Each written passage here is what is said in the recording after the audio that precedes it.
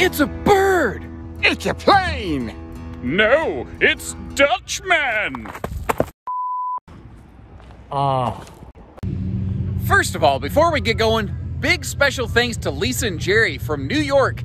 Drove through, on their way through, stopped at Haylett RV, dropped me off this handy little nice hat here for their Sarasota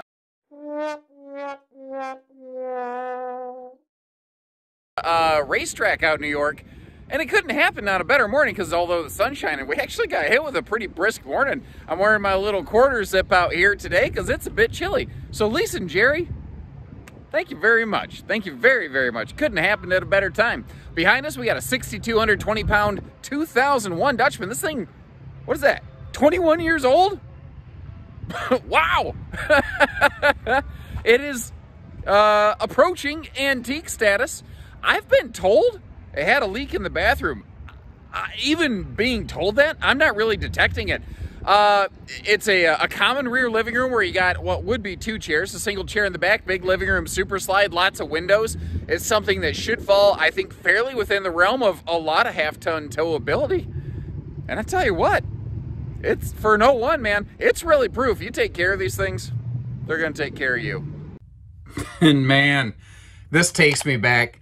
Every year, Camper Interiors, you had three choices: red, green, and blue. And don't get me wrong, I actually think this looks pretty good. It looks kind of light and fun and airy. It almost has like a nautical sort of color palette to me. When I was growing up, my mom and I lived on a channel between a series of lakes here, and had our house all, you know, kind of like nautical themes, seashells and lighthouses, and had the blue accents like this. So this kind of speaks to me a little bit. It sort of takes me back just a touch. It doesn't look bad to me, but I know there's some people like, oh, blue makes me puke. You know, to each their own. I think that's why RVs today are neutral upon neutral upon neutral in their interior decors, because whether it's all browns or if it's like grays and whites or something like that, all you got to do is add a throw pillow and a couple accent pillows or something like that, and you can very quickly personalize stuff like that. Now, we saw that sofa. We saw the dinette. What's kind of cool is you're going to see some outside storage access available to those things as well. Something else I want to point out here before we hop into the bedroom space, kind of just a classic bonus closet right here. You know, RVs are actually, I feel, starting to get better again about storage solutions. But there was a time where these older RVs, man, they had storage galorage. And then the newer ones, everything became about slide outs and windows. And it's like the storage cabinetry went away for a lot of years. And I do feel like we're finally kind of getting to a phase in the RV industry. Not completely, but there's definitely some very good instances of where they're blending the old and the new. And I think like stuff like Wildwood's Versa Lounge is a good example of that.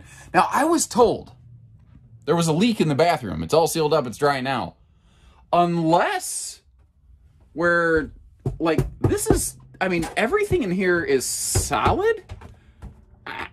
Unless there was just something here real quick around the skylight.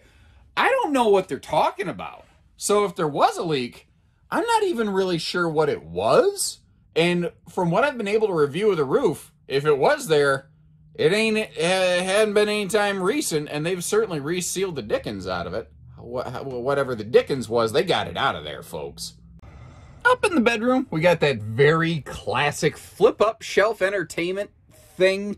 You know, back before TVs were flat screens and had wall mounts, and TVs weighed 80,000 pounds and would concuss you if you dropped a 12-incher on your head. That's when this one was built. Kids carrying their TVs today don't know how good they got it. Back in my day, TVs would kill you if you dropped them on your head. Nice wide open side stands. Got some household outlets on the sides there for phone chargers, fans, lights. I do like the individual dresser drawers on each side though. And this is a Camp Queen bed, but they left us plenty of room to get around here. And if you wanted to extend that to a true queen, you see how you'd still have room to walk around even with a true queen, which is kind of nice. Now, slide closed road mode. If my life depended on it, I still could not squeeze through there between that slide fascia. I got a little bit too much of a dad bod. My little skinny mini daughter could slide through there, but I don't think you're going to be able to get that bathroom door open. However, if you need to pull over or if you need to just pack the RV up, you've got your clothes. You can get up here into the bedroom from that door, and then obviously it's a dual entry kind of model, and I suspect this is why they got rid of one of the two chairs. A lot of people do that on these classic rear livings because the slide would actually crush the other chair, and you have to physically wrestle it over here by the door. And I don't think a lot of people felt like doing that, so a lot of people get rid of them. Now, from the rear door or the primary living room door, you see, if you need to pack the kitchen up, you can. So this RV is kind of like pack 'em up storage site friendly. It's just not bathroom stop in travel friendly. And I thought I'd go ahead and take the extra effort to really close that up and show you all the way around this thing. Starting outside below the master bed there, we see a pretty decent separated front pass-through compartment, although that is kind of a tiny baggage door right there. So, I don't know, something shifts too much. Might be a little bit of a trick to get to some of that. I think that's probably part of the reason the folks put, it looks like just a little protective pad down. If cargo does shift, you can grab that pad and kind of pull the cargo to you. That might have been kind of a get-out-of-jail-free card. Now, the RV does have a spare tire down here. Does not look like it ever really got a whole heck of a lot of use. It just looks like they, you know, had it loose. I'm not sure. They must have just stored that in the back of the truck. Older camper like this, stick and tin market, did not have any sort of like special protected enclosed underbelly. Oh, my Lord. I cannot believe that is not a paint package on that Montana. Sorry, I'm having a squirrel moment, and I'm going to zoom you in. Don't get motion sick, 1, 2, 3. That is not a paint package on that Montana. Just tell me how amazing that looks, though. Oh, my Lord. And when it's moving, oh, it looks so cool. All right. Well, squirrel moment's over. Zoom you back out. Sorry about that. Oh, man. When that trailer first came in, I literally stopped what I was doing. I opened the brochures, I fired up Keystone's website, and I was trying to figure out what paint package is that. And it turns out it's not. That's just the new exterior on those Montanas. They tricked me. And I got a pretty good eye for this stuff, so hats off once again to Montana for continuing to raise the bar.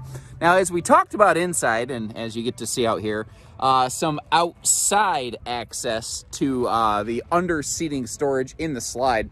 That's a classic thing you don't see a lot of today. Rockwood's one of the few manufacturers I've seen that continues to do pretty much any measure of anything like that. Now, there's no ladder on this. The roof is walkable. I will try to just wave the camera around on the end of a broomstick to get you a little bit of footage of that roof before we're all said and done here. But first, walking our way down the door side of this, that is a giant honking awning. That is a GHA right there. It clears both entry doors with ease. On a rainy day, that's going to be your best friend, giving you some extra sanity space, even as that center support. And I tell you, if I get you up here, it does not look too terribly bad. I mean, the fabric and everything, it all looks healthy, looks well maintained. This RV has been very, very well taken care of. Actually, hold on. We haven't looked at the tires yet. And just like everything else, I am pretty darn impressed with what I see here. It looks like these tires were replaced not terribly long ago, 23 of 15. So that means those tires have a good 3 or 4 years on them before they age out, let alone, you know, wear out. And you can see how they don't have any funny bald spots, or they're not worn funny inside or outside. So the RV was not overloaded or run with underinflated tires. That's what you want to see. Now, doing you my best job to try to get you some look at the roof here. My little camera extendo arm was not exactly cooperating with me today. It kept slowly retracting, so apologies if we get right up and close and personal that. One thing I did notice by reviewing that footage, though, is it looks like all the areas around fixtures like skylights and vents and stuff like that It looks to have recently been cleaned and like an additional almost spray sort of sealant put around that. I don't know if that's like a Flex Seal kind of spray or what it is, but whatever it is, I don't see anything on this RV that really gives me any major moments of pause right now. Again, very good proof of the fact that you take care of these things and they take care of you. So once again, thank you, Lisa. Thank you, Jerry from New York, for stopping through, for giving me a chance to meet you. And for a little, balding 5 head warmer over here. So thank you too very much. It's so humbling, the contact and the connections I get to make with people a lot of times due to these videos. Well, the sun's coming out, thankfully. I might actually be able to peel this thing off here. And folks, if this looks like the right camper for you, you give us a call and we'd love the chance to work with you. So take care, stay safe, have fun, and happy Haylett camping, everyone.